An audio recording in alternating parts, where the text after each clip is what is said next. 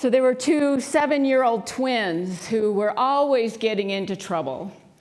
And every time there was some mischief making going on in town, they were probably to blame, and their mother knew it. So their mother heard about this preacher in town that was really good at disciplining children.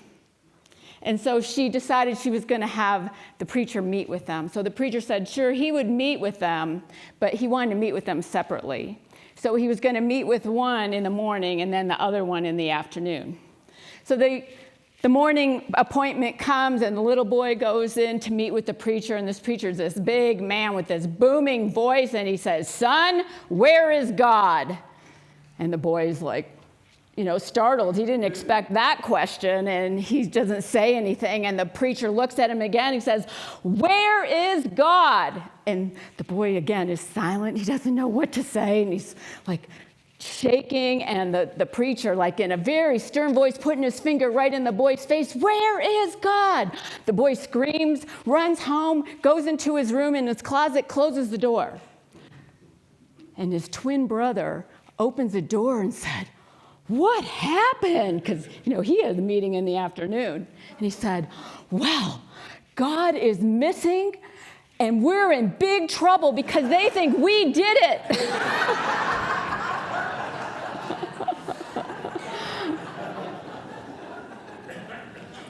So it can feel like oftentimes when we're in the midst of a challenge or a crisis or Christmas time, where is God? Where is Spirit? Where is this goodness that we keep talking about, that we keep saying is innate in all of us? Where is it? It can feel like it's missing. And we are in this time of Advent, this just starting today, these weeks preparing us for Christmas. And I understand and recognize that for some people, it's a time of loneliness. It's a time of despair. It's a time of not clear where God is, not clear where Spirit is showing up, how Spirit is showing up, and is Spirit even here? So Advent is this time where we allow ourselves in consciousness to prepare for this coming, prepare for this.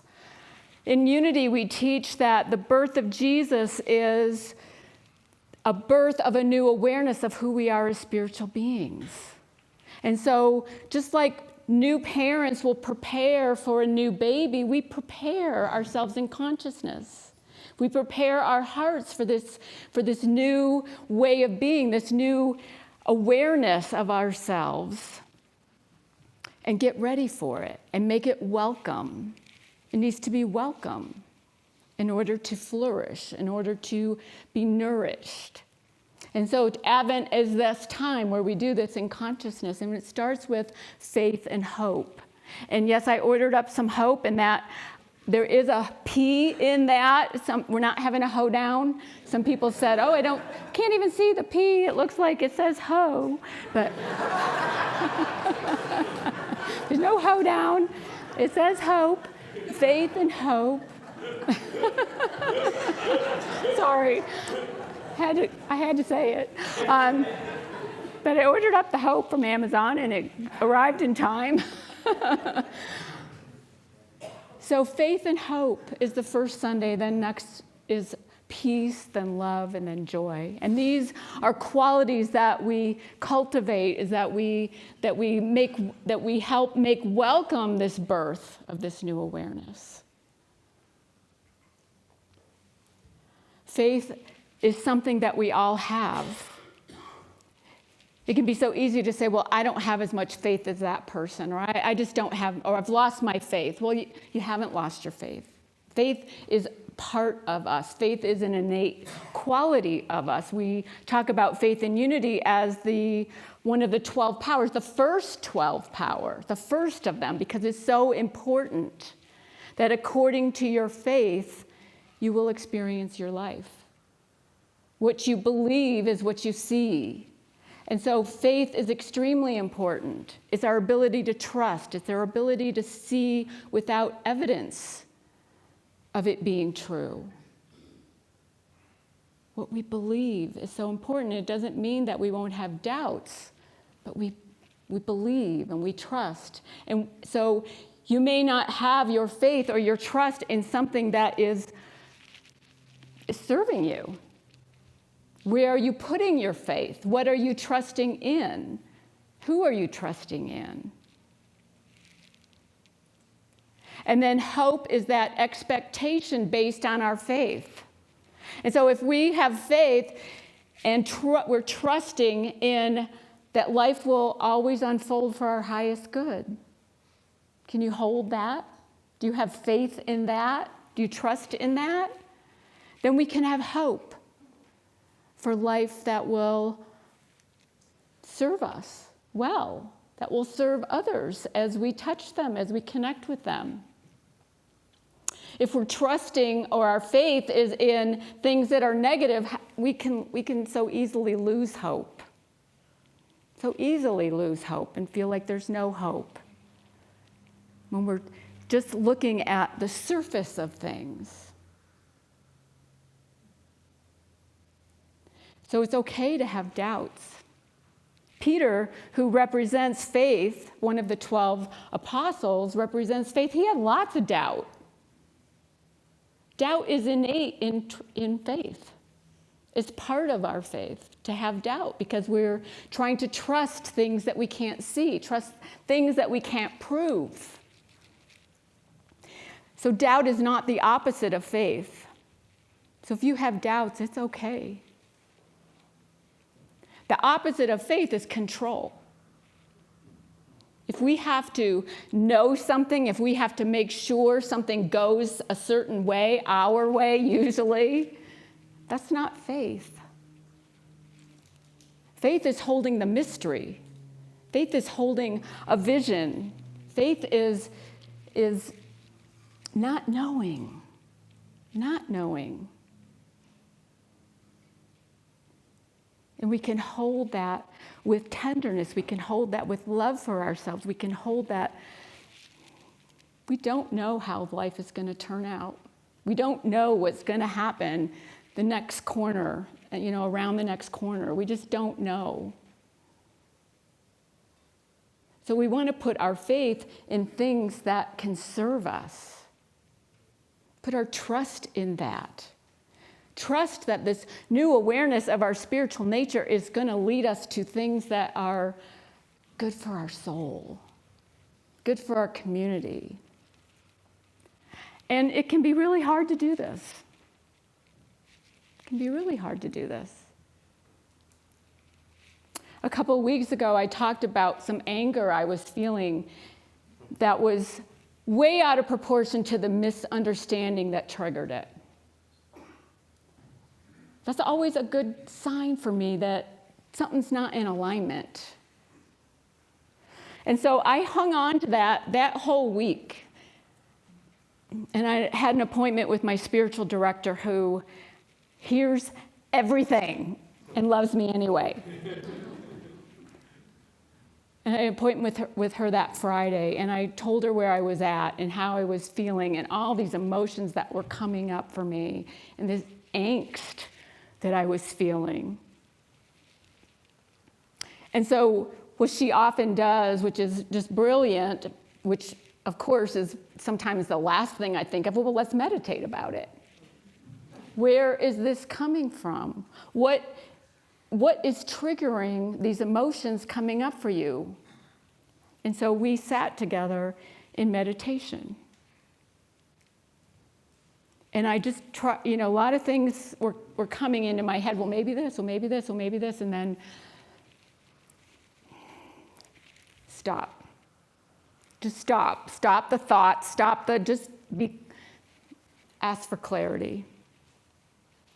And I got an answer, which really surprised me. So my understanding, my belief in God, in spirit, is not some God out there, although that was what I grew up with. It's more, to me, an energy, a force, love, pure love is how I see spirit. But that week and the last couple weeks, I realized that I had a remnant from my upbringing. I had a remnant of a belief that God was a punishing and rewarding kind of God. That this God out there would punish me when I'm bad and reward me when I'm good, and I'm seeing all this stuff going on in the world and they're not getting punished, so what's the point of me being good? Anybody ever been there? Maybe a little bit. So, I had to hold that. I had to take that in. Sometimes when we just become aware of something, it heals it. Just knowing that, this is where this is coming from. This little remnant of a belief from my growing up Catholic. I don't believe that anymore. I know I don't believe that anymore, but we have an embedded theology, most of us. Most of us that grew up in some other religion than Unity or New Thought or anything that is more open have an embedded theology. And so things can trigger that. And so just recognizing that, just becoming aware of it, just acknowledging it, just saying, it's okay. I don't believe in that God out there anymore that's rewarding and punishing. It's a lot more like Santa Claus, and we know how that turns out. And so I was able to release it. Sometimes these things come up just so we can take the time, take the moment, and allow ourselves to become aware, wake up. This is what's coming up for me. This is what I'm feeling. And it's okay. It's okay that I felt that. It's okay that I experienced these emotions. I'm human, as we all are, and we are all going to have stuff come up for us. But once we come into this awareness of spirit in this more loving way, this unconditional loving way, that's the belief I want to hold on to. That's where I want to be. And it can be hard to do that. Eric Butterworth says this. I just love him. He's one of my favorite Unity minister authors. But he says this: faith is a perception that is born of intuition. The world will always give you tuition, but you must take time to cultivate intuition. There will appear to be limits.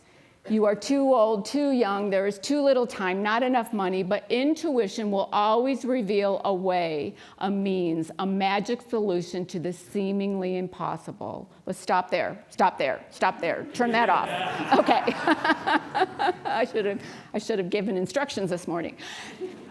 Not about control. Okay. Yeah. So, intuition. Intuition is part of faith. Getting guidance is part of faith, is allowing that to happen. The world will always give us tuition. There will always be an exchange in the world, this for that. But intuition comes to us freely. We don't have to do anything to allow guidance into our consciousness. We don't have to do anything. We just need to allow it. We just need to wake up to it. We just need to be aware of it. And it comes from many different places, sources, people. One source, spirit. But it can come to us as a still small voice, or it can come to us as somebody singing a beautiful song, or it can come to us from a coworker that says something that resonates and you go, guidance comes to us in many different forms. When I was getting called to ministry, we can ignore it, right? I ignored it. I kept pushing it aside. No, that's not for me. That couldn't be guidance for me. You want me to do what? Speak in front of people? Lead a church? No, that's not mine to do. until we finally get it. Guidance, God, spirits, nudges will keep coming to us because it's ours to do. And once I accepted it, things kind of fell into place.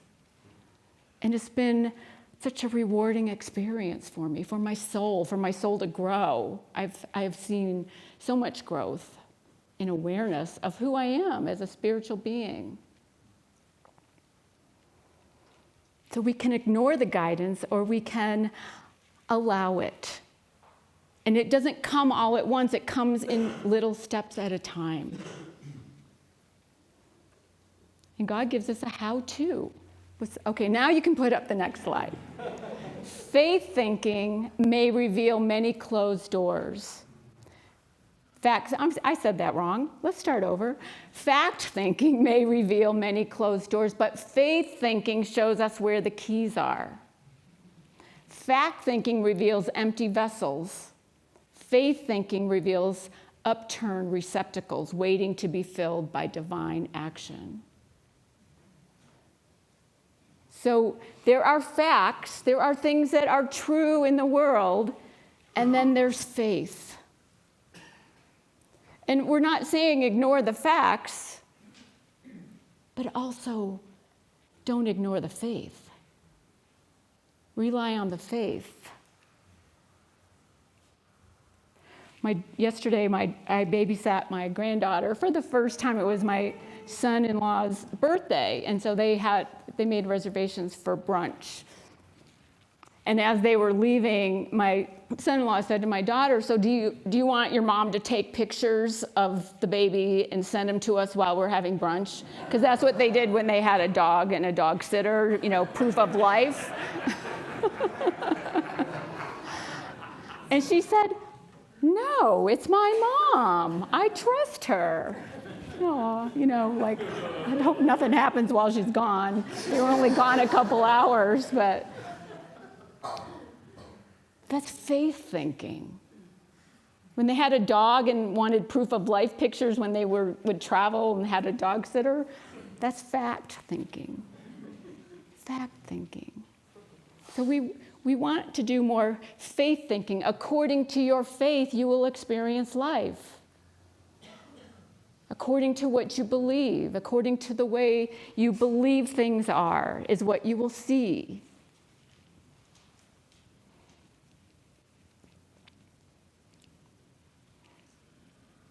We had a great fundraiser here in September. And we raised a lot of money, and we raised enough funds to make up for the deficit that we ran the whole rest of the year. And we came into the black for September and October as the money was coming in from the fundraiser. And it was fantastic and I'm so grateful. And November, we're at a deficit again. That's fact thinking. And faith thinking is that I'm going to hold this community and hold this vision that we have enough, that we have plenty, that the donations are coming in, the love offerings are coming in so that we can finish the year strong. That's faith thinking. Faith thinking, because I believe in what we're doing here. I believe in what our founders started. I believe in the people that have been here from the early days, knowing that this is a community, this is a place where people connect, this is a place where we do good. We do good for so many. And so I have to believe, have faith that the money will be here so that we can continue this work. And then I have hope that this community continues forward because it provides a safe place for us to be who we came here to be. It provides a place for us to remember who we are as spiritual beings. It provides a place that supports many organizations, not just the community, not just the people that come here into the sanctuary, but everyone who watches online from all over. All the organizations we support, Sister Carmen, Feet Forward, A Precious Child, Colorado Feeding Kids. We do so much good. mental health partners. There's more. We tithe. We don't get any money from any home office or anything. We give money to them. We tithe to them so that they can continue the work they do in supporting all the Unity ministries. You know, there are about 400 Unity ministries worldwide. Numbers come way down as many churches have closed. We are in the top 12 for attendance. That's amazing. That's amazing. So we're doing a lot of good. We're doing something right. And we want the hope to continue that in the future. We want the hope for people that will outlive us here, that they can have a place to connect, that they can have a place to grow. Giving Tuesday is this Tuesday. It's been a movement for about 9 years. And it's always the Tuesday after Black Friday. After you spent all this time shopping and saving money and buying things and starting your Christmas shopping, then Tuesday is a time to remember the nonprofits that just want to serve. So I hope you will remember Columbine. And you don't have to wait till Tuesday. But remember Columbine, remember this community, remember what we're trying to do here and in our youth program and in this building and the sacred ceremonies that happen here and the fellowship that happens here. I read a statistic that 59% of Gen Y and millennials feel like they're doing really good work at donating their time and their talent and their money, compared to 37% of Gen X and boomers. I was kind of surprised at that. 19% of the younger generations give themselves an A for their donations versus 10% of the older generations. Not sure why that is, but that's what it said. So we have some work to do. We have some work to do. So if this is a community that means something to you, where you feel at home, where you feel safe, where you feel connected, then I hope that you will support it in whatever way you can. And I'm no guilt here, please. Just would love to see us finish the year strong. I have hope for that. I have hope for the years to come, that this community will continue to thrive. Continue to be in that top 12. Last night, Kevin and I watched a movie called Joy. I know Joy's not for a couple weeks yet, a few weeks, but Joy, and it's the IVF, the birth of IVF story. It's based on a true story. Anybody see it? It's on Netflix. Bill Nye is in it. It was fantastic, fantastic. And it demonstrates this faith and hope, that you have to have faith first. The founders of this whole IVF process believed that it was possible. You have to believe it's at least possible for anything to happen. You have to believe it's possible. And then even as they had doubts and they had disappointments, that they held on to that faith, that belief that this was going to help a lot of women who couldn't have children. They had hope. And you see this in the movie, that they had hope. And it was beautiful. And at the end it said, I'm not giving away anything. We kind of know what, happens with.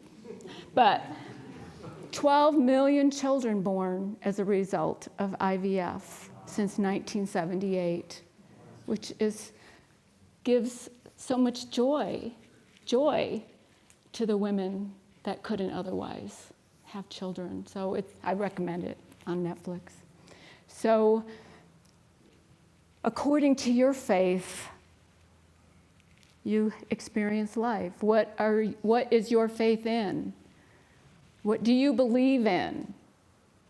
Do you have hope for the future. It's your choice. It's your choice. But God gives us a way. Spirit shows us a way in his words, be still and know. Be still. I have a plaque that I got when I became a spiritual director. Be still and know. It's in my office here. Be still and know. We have some work to do, and celebrate who you are. Recognize, remember who you are as a spiritual being, because you are beautiful souls, every one of you. So, according to your faith, let it be. Let it be. Amen. Peace be with you.